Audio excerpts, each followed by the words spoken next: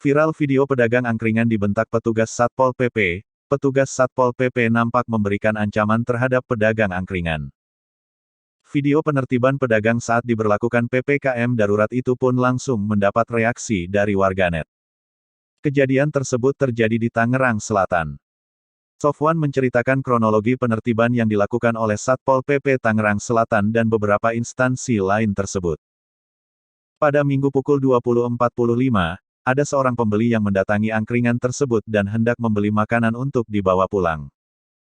Pada saat yang bersamaan, sejumlah personel gabungan melakukan patroli dan hendak menutup lapak Sofwan. Ketika melakukan penutupan, salah seorang petugas Satpol PP yang mengenakan baju berwarna oranye membentak-bentak rekan kerja Sofwan, Hamidatur Rosyadi, 24. Petugas ngasih imbauannya terhadap partner saya, perempuan, dengan cara ngebentak-bentak, ucap Sofwan dikutip dari Kompas, Selasa, tanggal 20 Juli tahun 2021. Sementara itu, Hamidatur mengaku tidak terlalu hafal bentakan yang diutarakan oleh petugas Satpol PP itu.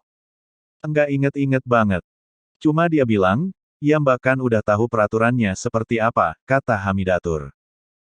Mengetahui rekannya dibentak petugas, Sofwan berargumen bahwa lapaknya tidak menerima pelanggan yang makan di tempat. Dia hanya melayani pelanggan yang membeli makanan untuk dibawa pulang.